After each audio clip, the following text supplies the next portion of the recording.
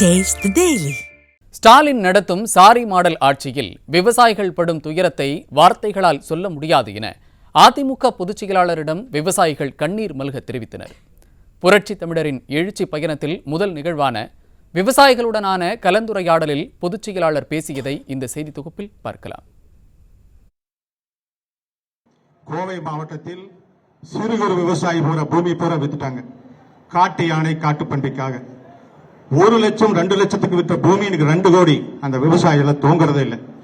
இருக்கிற விவசாயிகளுடைய பூமியினால் பாதுகாத்து கொடுங்க. கர்நாடகா மாநிலத்திலும் கேரளா மாநிலத்திலும் ரயில்வே தண்டவாளம் போட்டு பழைய தண்டவாளத்தை போட்டு பாதுகாத்திருக்கிறாங்க. இங்க கொடுத்து சலிச்சு போச்சு.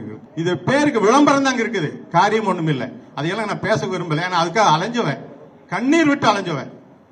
இன்னைக்கு வரைக்கும் உங்களுக்கு என்ன வேணும் செஞ்சு கொடுக்குறோம். அதுதான் பதில். எத்தனையோ சொல்ல முடியாது, அந்த மாதிரி அலைஞ்சிருக்கிறோம். கோவை மாவட்டம் தேக்கம்பட்டி பகுதியில் அதிமுக பொதுச் செயலாளர் எடப்பாடி கே பழனிசாமியிடம் தழுக்க விடியா ஆட்சியின் லட்சணத்தை விவசாயி ஒருவர் எடுத்துச் சொன்ன காட்சிகள்தான் இவை. மக்களை காப்போம், தமிழகத்தை மீட்போம் என்கிற உன்னத நோக்கத்துடன் புரட்சி தமிழர் தொடங்கிய எழுச்சி பயணத்தின் முதல் நிகழ்வாக இந்த விவசாயிகளுடனான கலந்துரையாடல் அமைந்தது. நெசவாளர்கள், செங்கல் உற்பத்தியாளர்கள் மற்றும் அது சார்ந்த உப தொழிலாளர்கள் பலர் இதில் கலந்து கொண்டு தங்களது கோரிக்கைகளை முன்வைத்தனர். இன்சூரன்ஸ் வந்து நம்ம அதிமுக ஆட்சியில இன்சூரன்ஸ் பணம் எல்லாம் கொடுத்துட்டு இருந்தாங்க. இப்ப எந்த நெசவாளிக்கு செத்தா இன்சூரன்ஸ் பணம் வர்றது இல்லைங்க. அதை பார்த்து என்னன்னு செஞ்சு கொடுங்க. 4வது வந்துங்க மருத்துவ காப்பீடு திட்டம் அம்மா ஆட்சி காலத்தில் நல்லா கொடுத்துட்டு இருந்தாங்க. இப்ப இந்த 5 வருஷமா மருத்துவ காப்பீடு திட்டம் எதுவுமே வரதில்ல. நெசவாளர்கள் ரொம்ப சிரமப்படாங்க. அதை பார்த்து செஞ்சு கொடுக்குமாறு தாழ்மையோடு கேட்டுக்கொள்கிறேன். அம்மா காலத்துல வந்துங்க 10,000 பசுமை வீடுகள் அழகா கட்டி கொடுத்தாங்க. 10,000 குடும்பங்கள் நிம்மதியா வாழ்றதுக்கு ஒரு வழிவகை இருந்தது. அந்த திட்டம் இப்ப இல்லை. அடுத்த ஆட்சியில் கண்டிப்பாக அம்மாவோட பசுமை வீடு திட்டம் நெசவாளர்களுக்கு கண்டிப்பா நீங்க வாங்கி கொடுக்கணுங்க. இப்படி நெசவாளர்கள், விவசாயிகள் என பலரும் தங்களது வேதனையை கொட்டி தீர்த்ததோடு 2026இல் அம்மாவின் அரசு அமைய வேண்டும், மீண்டும் அம்மா ஆட்சி காலத்தில் இருந்த மக்கள் நலத்திட்டங்களை தொடர வேண்டும் என கோரிக்கை வைத்தனர்.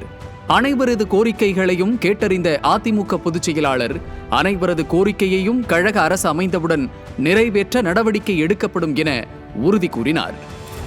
விவசாயிகளை பொறுத்த வரைக்கும் நானும் ஒரு விவசாயி. இன்றைக்கும் நான் விவசாயம் செஞ்சுட்டு இருக்கிறேன். எனக்கு பிரதான தொழிலே விவசாயம் தான், வேறு எந்த தொழிலும் இல்லை. அதனால தான் என்னை யாருமே ஒன்றும் பண்ண முடியல. ஆக விவசாயம் என்பது ஒரு கடினமான பணி. அதில் ஈடுபட்டவர்களுக்கு தான் தெரியும். உங்களுடைய கருத்துக்கள் எல்லாம் நியாயமான கருத்துக்கள். அந்த கருத்துக்கள் எல்லாம் நாங்கள் உள்வாங்கி இருக்கின்றோம். கோரிக்கை மனுவாக எங்களிடத்திலே மனு கொடுத்திருக்கின்றீர்கள். எங்களுடைய அரசாங்கம் அமைந்த பிறகு உங்களுடைய மகத்தான ஆதரவின் பேரிலே அதிமுக ஆட்சி அமைந்தவுடன் நிச்சயமாக உறுதியாக நீங்கள் கேட்காத கோரிக்கையெல்லாம் பல என் கையில் இருக்குது. அது இப்போ நான் சொன்னேன், அதெல்லாம் வெளியில் வந்துடும். இன்னும் விவசாயிகளுக்கு பல கோரிக்கைகளை நிறைவேற்ற நாங்கள் இருக்கின்றோம் என்பதை அந்த நேரத்தில் தெரிவித்து, விளம்பர அரசால் விரக்தியில் இருந்த விவசாயிகள் கண்ணீரோடு வந்து பொதுச் செயலாளருடைய கலந்துரையாடலுக்கு பிறகு நம்பிக்கையுடன் செல்வதை பார்க்க முடிந்தது. அந்த வகையில் தமிழக மக்களுக்கு நம்பிக்கை அளிக்கும் பயணமாக புரட்சி தமிழரின் எழுச்சி பயணம் தொடங்கி இருக்கிறது. நியூஸ் ஜே செய்திகளுக்காக ஸ்ரீராம் சுப்ராஜ்.